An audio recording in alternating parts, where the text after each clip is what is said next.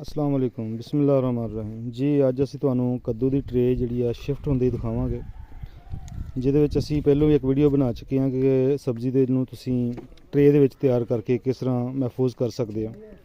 पिछले दिनों बारिशों का सीजन रहा, उसकी वजह से इसकी ग्रोथ बहुत ज़्यादा हो चुकी है, लेकिन उसके बावजूद असी इनू बतौर एक्सपेरीमेंट फील्ड में शिफ्ट करन जा रहे हैं। काफ़ी बड़े बड़े यानी कि पौधे हो चुके हैं ट्रे दे विच। इस करके असी एक स्पैशल वीडियो बनाने का मकसद ये है कि ट्रे दे विच अगर असी फार्मिंग करते हैं, बी नूं लगाते हैं, तो एक तो साडा टाइम बचता, दूसरा जी ऑलरेडी फसल पहलों तुहाडी खेत च हुंदी है वो तुहाडी पक के तैयार हो जाती है। उन्होंने हारवैसट करने तो बाद तुसी इस ट्रे नूं महफूज तरीके नाल उस खेत तक ले जाओ तो तुसी मुकम्मल तरीके नाल इहनूं संभाल सकते हो। ट्रे का बेहतरीन यानी कि मकसद और फ़ायदा यही है कि ये असी ज़्यादा देर तक पौधा खड़ा रख सकते हैं। यह कद्दू की खेती है, ये असी करन जा रहे हैं। अज तकरीबन मार्च का एंड हो चुका, तो बारिशों की वजह नाल इन्हूं असी शिफ्ट नहीं कर सके, क्योंकि अगे जगह तैयार होने वास्ते काफ़ी दिक्कत आती रही है। तो अज असी इन्हूं फैसला किया कि इन्हूं जो भी मौसम है असी तुहानूं वक्फा मिलिया बारिशों का, उहदे विच असी उहदी तैयारी की ज़मीन की, तो हुण असीं इहनूं शिफ्ट करन जा रहे हैं। तो अजो तुहानूं असीं शिफ्ट होने का तरीका भी दिखाने हैं कि अगर बड़ा पौधा हो भी जाता है तो आया कि यह शिफ्ट होने तो बाद कायम रहिंदा या मर जाता। असीं मोटरसाइकिल रक्शा के उत्ते पनीरी नूं लिआंदा है अपने इस खेत तक। इस खेत दे विच बग्गू गोशे की असीं काश्त की है, 20 और 20 लाइन टू लाइन, 20 और 20 पौधे तो पौधा। ये साडा बग्गू गोशा लगा, तुहानूं पौधे नज़र आते होणगे। यह असी इहदी इस तरीके नाल प्लैनिंग की है, बल्कि प्लैनिंग हो ही इस तरीके नाल गई है कि इहदे विच असी एक लाइन छोटी बनाई है और बग्गू गोशे दे सज्जे खब्बे 3 फुट की पटड़ी है, एक नाल बनी है साडे कोल 7.5 फुट के राउंड बोट पटड़ी, जिहदे ते असी यह कद्दू जिहड़ा तुहानूं दिखा रहे हैं वो लगा रहे हैं। उस दे नाल फिर आ जाती है यह बग्गू गोशे की। ये उपर इंशाल्लाह असी मिर्च की काश्त करांगे। यह बग्गू गोशे वाली पटड़ी मिर्च आ जाएगी, उस दे नाल दी जिहड़ी बड़ी पटड़ी है उहदे विच यह कद्दू लगाया जा रहा है। यह कद्दू तुहानूं मैं दस्सिया सी कि असी शिफ्ट करते हैं, उस तो बाद पता चलेगा ये चलदा कि नहीं चलदा। इंशाल्लाह चलेगा, बड़ी उम्मीद है अल्लाह के घर च। ते यह नाल दी पटड़ी जिहड़ी छोटी बनी है ये फिलहाल खाली तुहानूं नज़र आती है, इस दे उपर बैंगन लग जाएगा। इस तरह असी 1 एकड़ दे विचों 3 फसलां चक्कण का इरादा रखते हैं। अगर असी तमाम जिमीदार भरा दे अगे मैं काफ़ी रिक्वेस्ट करता रहना कि तुसी बागबानी नूं ना छड्डो।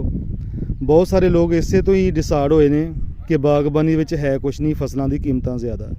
तो अगर असी इस तरीके नाल प्लैनिंग करके बागबानी करिए, नाल इंटरक्रॉपिंग कर दईए, नाल दूजियां फसलों नूं ऐड कर दईए, तो मेरे ख्याल च ये सानूं दोहरा मुनाफा मिल जाएगा, जिहदे साडा बाग भी पलदा रहेगा। असी अगर चारा लगाने तो चारा भी हो जाता है, अगर असी सब्जी लगाने सब्जी हो जाती है, तो अगर असी इस 20 फुट दे विच अगर कोई फसल लगाईए तो तां भी हो जाएगी। इस करके इहो जी प्लैनिंग कीता करो कि जिहदे विच तुहानूं दोहरी तेहरी आमदन आवे, तो तुसीं आने वाले वक्त वास्ते भी मजबूत रहो। आने वाले वक्त की मजबूती तो मुराद कि मिसाल के तौर पर हुण फसलों का रेट तेज़ है, कल नूं फसलों का रेट घट जाता है, तो बागबानी अगे चढ़ जाती, तो तुहाडे कोल बाग लगा होएगा। असीं 20-20 ते बाग लगाया तो उहदे विच असीं कद्दू की काश्त कर दी, तो यह दोनों ही चीज़ां साडे कोल हासिल हो जाणगियां। अगर साडी कद्दू की सब्जी की खेती खत्म होंदी है, कद्दू बैंगन वगैरह जो मिर्च असीं लगाने हैं, फिर असीं कद्दू ते बैंगन की पटड़ी नूं खत्म कर देंगे। जो साड़ी बग्गू गोशा वा ये पटड़ी साड़ी कायम रहेगी। इस दे पटड़ी दूसरी लैन तो लैके इस लैन के सेंटर च असीं वहाई करांगे, जिहदे विच एक कद्दू की और एक बैंगन की पटड़ी वहाई में शामिल हो जाएगी। उहदे विच असीं खेलियां कढ़ के प्याज लगा सकते हैं, खेलियां कढ़ के असीं चारा लगा सकते हैं, या फिर आने वाले वक्त विच सर्दियों की सब्जी भी लगा सकते हैं। तो आओ तुहानूं दिखाउने आ कि असीं इहदा तरीकाकार की अपनाया, ट्रे नूं किन्नी देर तक असीं रखिया, उहदे विच साडी फसल महफूज रही। असी ये राया काश्त किया सीगा, वो अलहमदुलिल्लाह असी हारवैसट कर लिया, उन्होंने गहाई कर ली है। तो हुण इहदी तैयारी करके असी इस तरह एक असी फर्मा टाइप बनाया डंडा, जिन्हों असी 4 चफेरों तराश के इस तरह एक गड़ा वजदा, इस गड़े नूं असी इस तरह ਇਹਨੂੰ ਤਕਰੀਬਨ 1 ਤੋਂ 1.5 ਇੰਚ ਇਹਨੂੰ ਅਸੀਂ ਗਹਿਰਾਈ ਤੱਕ ਲਿਜਾਂਦੇ ਹਾਂ। ਫਿਰ ਇਹਦੇ ਵਿੱਚ ਅਸੀਂ ਪਾਣੀ ਦੀ ਕੁਝ ਮਕਦਾਰ ਪਾ ਦਿੰਦੇ ਹਾਂ ਤਾਂ ਕਿ ਜਿਹੜੀਆਂ ਜੜ੍ਹਾਂ ਵਾ ਉਹ ਆਪਣਾ ਡੀਹਾਈਡਰੇਟ ਵਿੱਚ ਨਾ ਜਾਣ, ਸੁੱਕਣ ਨਾ। ਇਸ ਤਰੀਕੇ ਨਾਲ ਟਰੇ ਲੱਗੀ ਹੋਈ ਹੈ। ਇਹ ਟਰੇ ਨੂੰ ਅਸੀਂ ਹਲਕਾ ਜਿਹਾ ਥੱਲਿਓਂ ਆਸਰਾ ਕਰਕੇ ਪੂਰੀ ਦੀ ਪੂਰੀ ਗਾਚੀ ਕੱਢ ਕੇ ਇਸ ਖੱਡੇ ਵਿੱਚ ਸ਼ਿਫਟ ਕਰ ਦਿੰਦੇ ਹਾਂ। ਆਸਤਾ ਦਾਣੀ ਉੱਪਰੋਂ ਹਲਕੀ ਜੀ ਨਪਾਈ ਕਰਕੇ ਪੌਦੇ ਨੂੰ ਸ਼ਿਫਟ ਕਰ ਦਿੰਦੇ ਹਾਂ ਖੇਰੀ ਵਿੱਚ। ਇਹ ਤਰੀਕਾਕਾਰ ਹੈ। ਇਹ ਸਾਰਾ ਪਲਾਟ ਜਿਹੜਾ ਇਸੇ ਤਰੀਕੇ ਨਾਲ ਹੀ ਹੈ। ਇਹ ਉਹੀ ਵੰਡ ਪਾਈ ਹੋਈ ਹੈ। ਇੱਕ ਪਟੜੀ ਕੱਦੂ ਦੀ ਹੈ, ਇਹ ਬੱਗੂ ਗੋਸ਼ੇ ਦੀ ਲਾਈਨ ਆ ਗਈ, ਅੱਗੇ ਫਿਰ ਬੈਂਗਣ ਦੀ ਆ ਗਈ, ਇਸ ਤੋਂ ਅੱਗੇ ਫਿਰ ਕੱਦੂ ਦੀ ਆ ਗਈ। ਇੱਕ ਮੇਰੀ ਆਪਣੀ ਪਲੈਨਿੰਗ ਹੈ, ਆਪਣੀ ਸੋਚ ਸੀ ਕਿ ਅਸੀਂ ਦੋਹਰੀ ਤੇਰੀ ਫਸਲ ਲੈ ਲਈਏ, ਬਜਾਏ ਇਹਦੇ ਕਿ ਅਸੀਂ ਕੱਦੂ ਦੀ ਜਗ੍ਹਾ ਹੋਰ ਜਗ੍ਹਾ ਤਿਆਰ ਕਰੀਏ, ਇੱਕ ਬੈਂਗਣ ਹੋਰ ਜਗ੍ਹਾ ਤਿਆਰ ਕਰੀਏ ਅਤੇ ਮਿਰਚ ਹੋਰ ਜਗ੍ਹਾ ਤਿਆਰ ਕਰੀਏ। ਇਹਦੇ ਵਿੱਚ ਸਾਡੇ ਕੋਲ ਪਟੜੀ ਬੱਗੂ ਗੋਸ਼ੇ ਵਾਲੀ ਮਿਰਚ ਵਾਸਤੇ ਹੋ ਗਈ, ਇਹ ਚੌੜੀ ਪਟੜੀ ਸਾਡੀ ਕੱਦੂ ਵਾਸਤੇ ਹੋ ਗਈ ਅਤੇ ਬਾਕੀ ਬੈਂਗਣ ਲਗਾਵਾਂਗੇ। ਇਹ ਥੋੜ੍ਹੀ ਜਿਹੀ ਗੱਲਬਾਤ ਸੀ ਜਿਹੜੀ ਮੈਂ ਜ਼ਿਮੀਂਦਾਰ ਭਰਾਵਾਂ ਨਾਲ ਸਾਂਝੀ ਕਰਨਾ ਚਾਹੁੰਦਾ ਸੀ, ਜਿਹਦੇ ਵਿੱਚ ਬਹੁਤ ਸਾਰੇ ਜ਼ਿਮੀਂਦਾਰ ਭਰਾ ਤਾਂ ਇਸੇ ਗੱਲ 'ਚ ਹੀ ਪਰੇਸ਼ਾਨ ਰਹਿੰਦੇ ਨੇ ਕਿ ਅਸੀਂ 1 ਏਕੜ 'ਚ ਕੀ ਲਾਈਏ ਅਤੇ ਕਿੱਦਾਂ ਲਾਈਏ। ਇਹ ਮਿਸਾਲ ਤੁਹਾਡੇ ਸਾਹਮਣੇ ਹੈ।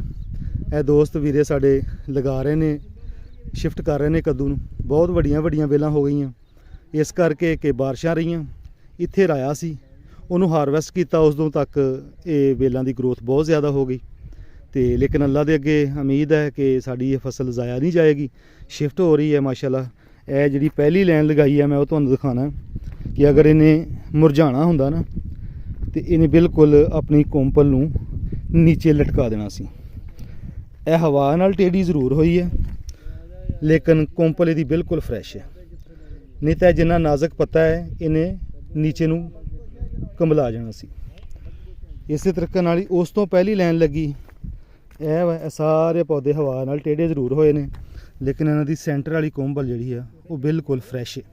ਅਤੇ ਇਹਦੇ ਤੋਂ ਸਾਨੂੰ ਉਮੀਦ ਹੈ ਕਿ ਅੱਲਾ ਦੇ ਘਰ 'ਚ ਇਹ ਸਾਡਾ ਪਲਾਟ ਬਿਲਕੁਲ ਕਾਮਯਾਬ ਹੋ ਜਾਏਗਾ ਅਤੇ ਸਾਡੀ ਵਧੀ ਹੋਈ ਜਿਹੜੀ ਪਨੀਰ ਤੋਂ ਅਸੀਂ ਪਰੇਸ਼ਾਨ ਸੀਗੇ ਉਹ ਇਨਸ਼ਾਅੱਲਾ ਕਾਮਯਾਬ ਹੋ ਜਾਏਗੀ। ਅਤੇ ਤੁਹਾਡੇ ਦੋਸਤ ਭਰਾਵਾਂ ਅੱਗੇ ਵੀ ਅਪੀਲ ਹੈ ਕਿ ਸਾਡੇ ਵਾਸਤੇ ਦੁਆ ਕਰੋ ਕਿ ਅਸੀਂ ਜਿਹੜੀ ਮਲਟੀ ਕ੍ਰਾਪਿੰਗ ਦਾ ਸਿਲਸਿਲਾ ਸਬਜ਼ੀ ਵਿੱਚ ਸਬਜ਼ੀ ਕਹਿ ਲਓ ਪੰਜਾਬੀ 'ਚ, ਕਿ ਅਸੀਂ ਉਹ ਤਰੀਕਾਕਾਰ ਜਿਹੜਾ ਅਪਣਾਇਆ ਸਾਡਾ ਕਾਮਯਾਬ ਹੋ ਜਾਏ।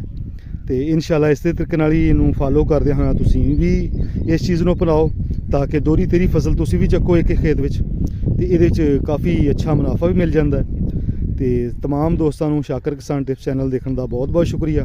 ਇਹ ਸਾਡੀ ਵੀਡੀਓ ਚੰਗੀ ਲੱਗੇ ਤਾਂ ਅੱਗੇ ਦੋਸਤਾਂ ਭਰਾਵਾਂ ਤੱਕ ਵੀ ਭੇਜ ਦਿਓ ਅਤੇ ਲਾਈਕ ਕਰ ਦਿਆ ਕਰੋ, ਕਮੈਂਟ ਵੀ ਜ਼ਰੂਰ ਕੀਆ ਕਰੋ ਕਿ ਅਸੀਂ ਜੋ ਕੋਸ਼ਿਸ਼ ਕਰਦੇ ਹਾਂ ਸਾਡੀ ਕੋਸ਼ਿਸ਼ ਸਹੀ ਵੀ ਹੈ ਜਾਂ ਨਹੀਂ।